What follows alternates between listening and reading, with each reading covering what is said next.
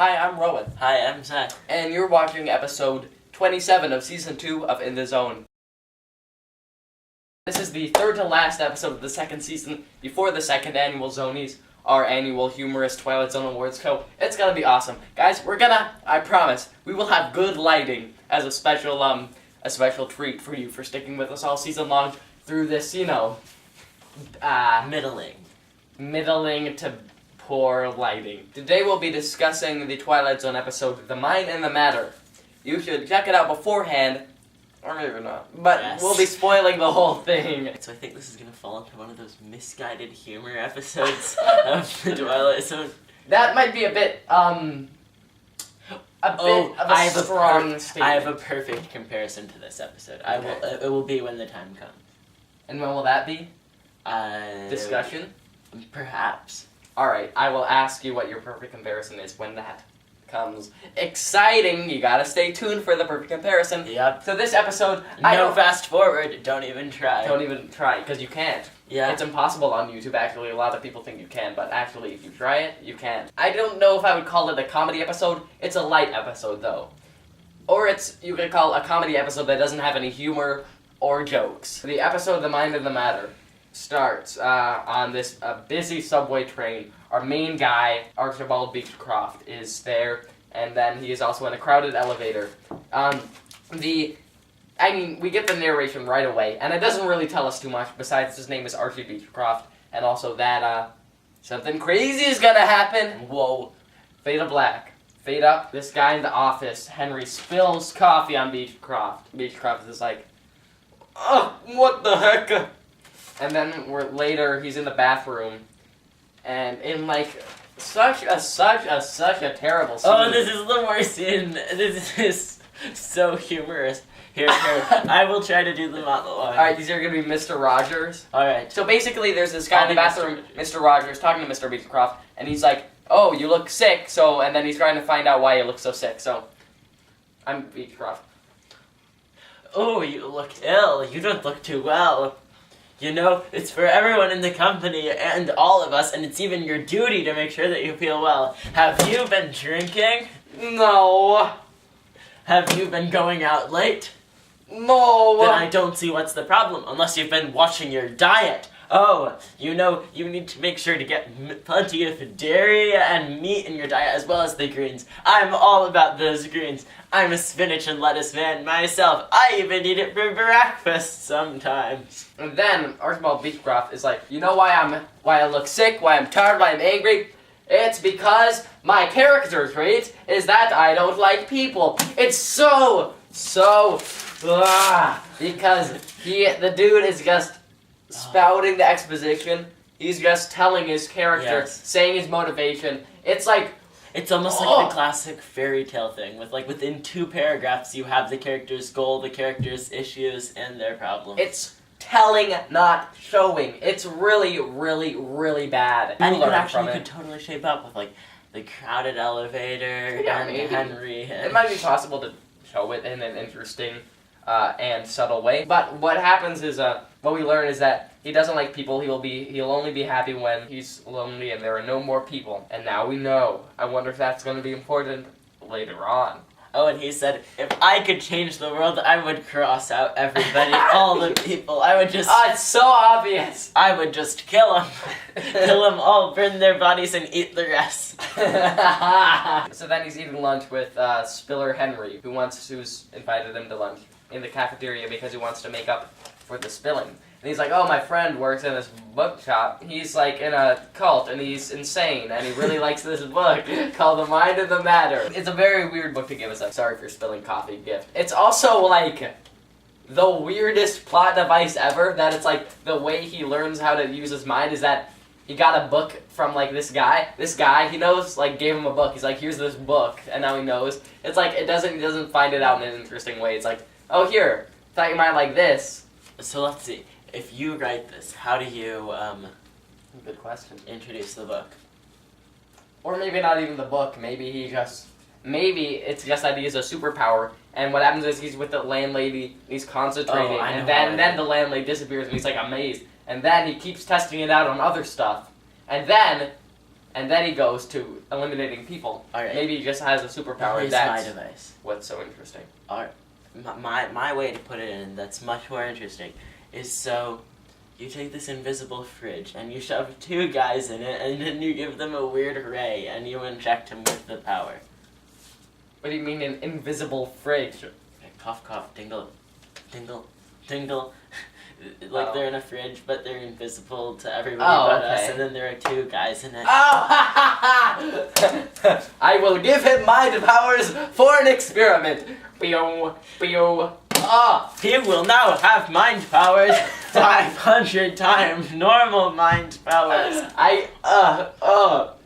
Thanks for reminding me about that. I can't. Halloween costume. Oh, please. And then, oh wow, I don't know if that's an even worse way to start an episode. Like aliens just messing around with people for fun. That episode's bad. Which one? Mr. Nicholas Stark. This one is bad too. But not as bad. I don't know. They're comparable. They are. Although I want to give them credit pretty because dang of the close. amount of times that the actor playing Beechcroft had to change clothes for it. That was admirable. Henry's explaining that this stuff really works. It's all about the power of concentration. How if you concentrate, it's the greatest force in the world. And so he said once his weird friend was like working in a department store. I guess he got fired from the department store and started his bookstore. I think that he was just at the department store with his friend. Oh, maybe. Alright, so anyways, he was focusing on this one chartreuse and orange scarf. Don't ask me why. Because chartreuse and orange is the best combination. And then this woman was looking at the scarves, and then she picked out that one. Amazing. Whoa. So I guess it really works. Then Henry spills stuff on the guy again, and then he leaves, and then that's how the scene ends. They just had no way to end the scene.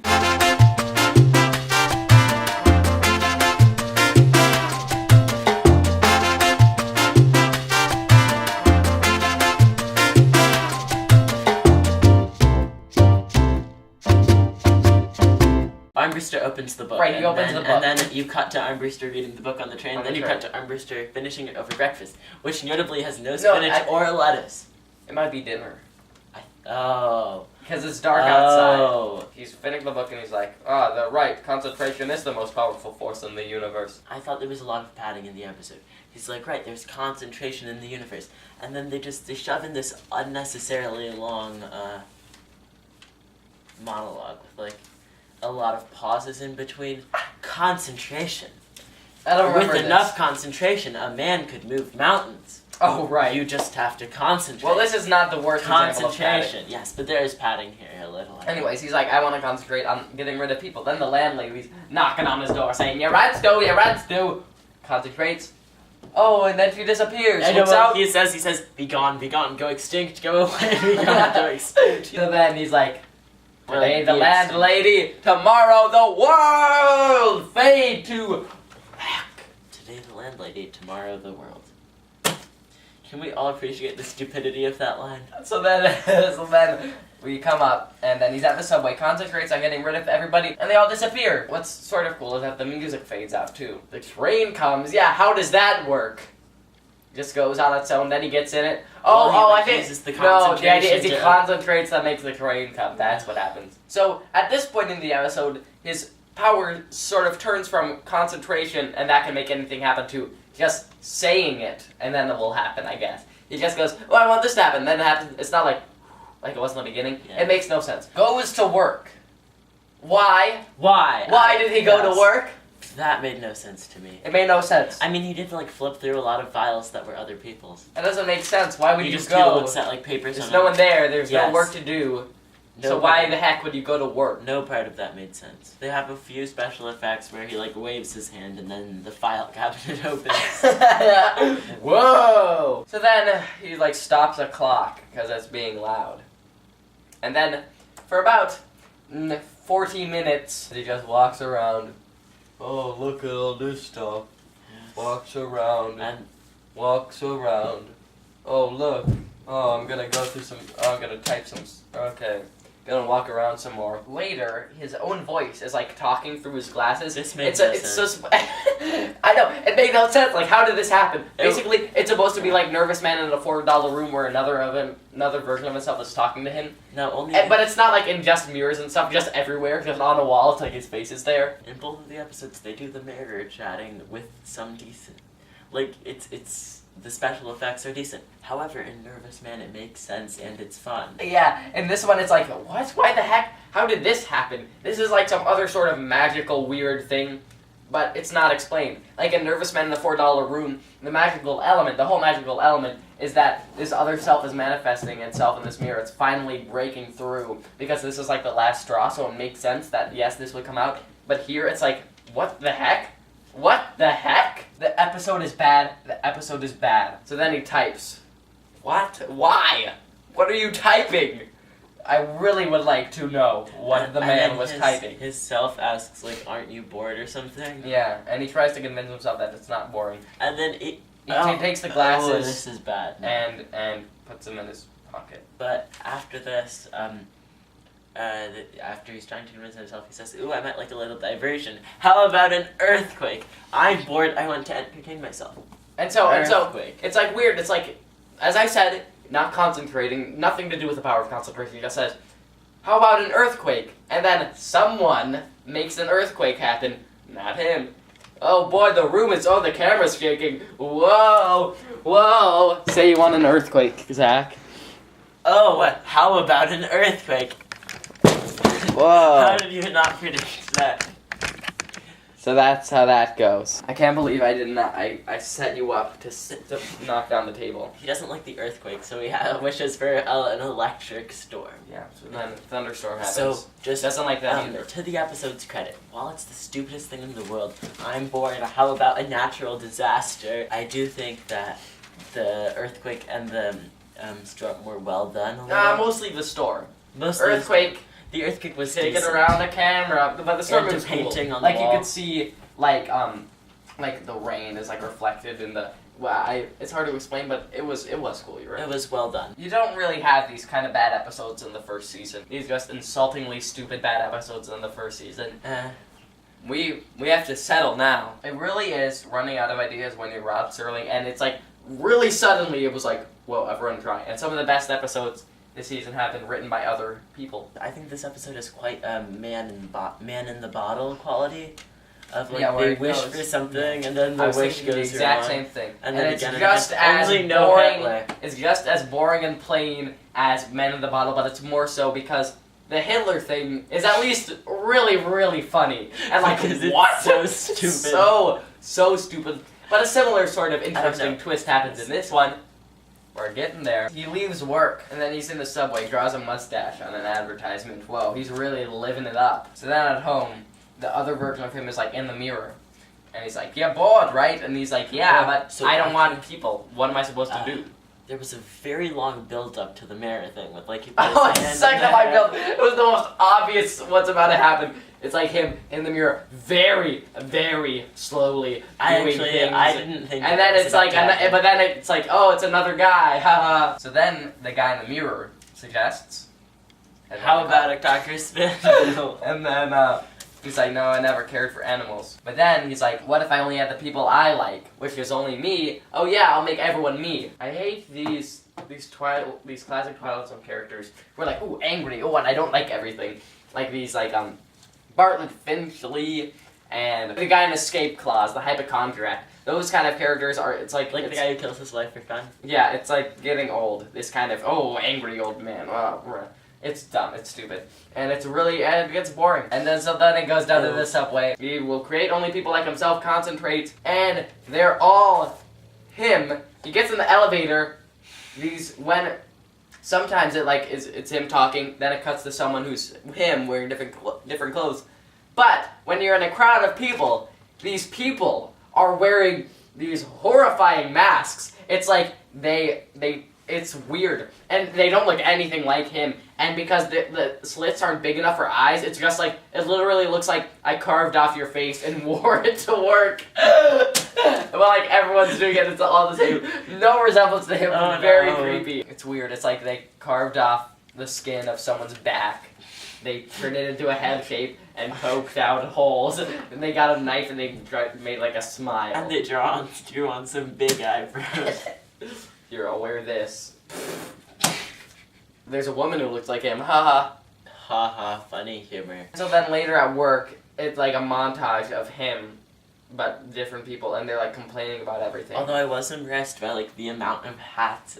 That scene must have taken a while to shoot. Alright, there's your 3-second clip. Go change clothes. Yeah, what happened was, and this might be wrong, but I'm pretty sure I read this somewhere. Don't quote me on it. They shot that, and then they would move the camera really slowly, and then he was changing, and then he would get into place. Then they would move it at normal speed, and then they would adjust the speed to make it look like it's a fluid motion. It's better than Howling Man. Behind a pillar, cut. Behind a pillar, cut. They don't do cuts, so it's good. It's a lot smoother that way. I will say the idea of him, like, making everyone him is slightly funny and interesting. So then the guy, the other version of himself, who was unclear what his personality is, if he's exactly the same or if he's a different guy that looks like him, it doesn't make sense. He's like, this is terrible, right? And Archibald Beecroft is like, yeah, I guess I'll just go back to normal. And then he concentrates, it happens, Henry spills on him, he's like, no big. He's like, how's the book? He's like, kind of, whatever, it's interesting, not really believable, haha. The end of the episode. What was your great comparison? Or, my great comparison was Man in the Bottle. But then and then you spoiled it. My clever idea. Yes. So if I'm the director, and I'm going down with a submarine crew to salvage the wreckage of this episode to something entertaining, my twist ending is that his concentration, he was just well, when you're the director, you can't change the ending. Well, let's say I'm changing the ending. What I think I would do instead is he's concentrating, and then actually none of it actually happened, and he was just concentrating in his mind, and it was all like a dream. No. Better than what happened a little? It's not better than it makes some scary sense. Skin masks. So how did you like the episode? I think they all know, and so do you. Yeah, it's awful for all the reasons we described. There's padding, nothing happens. The plot isn't that interesting, and there's all these things that we've talked about, how like the person appearing doesn't make any sense. Why would he go to work? It's just, a lot of stuff is just nothing makes sense. And the mechanism, oh here, try this book, that's lazy. And then there's a terrible scene where he's explaining his character to Mr. Rogers. Here are the good things about the mind and the matter. It's sort of interesting and funny when he's wearing different clothes at the end. And also, they put in some effects.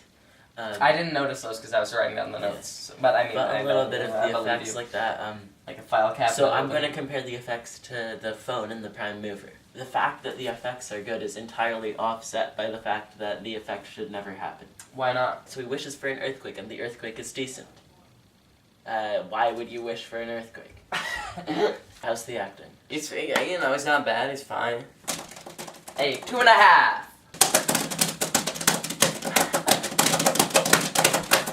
Really dragged it out. Pause for effect. 2! Yay, it's a 2 for you. That's the mind and the matter. The mind and the matter. We're all gonna die someday. So, next week, tune in to hear us discuss, will the real Martian please stand up? Hopefully we'll get another good episode before the season is up. We'll see. See you then.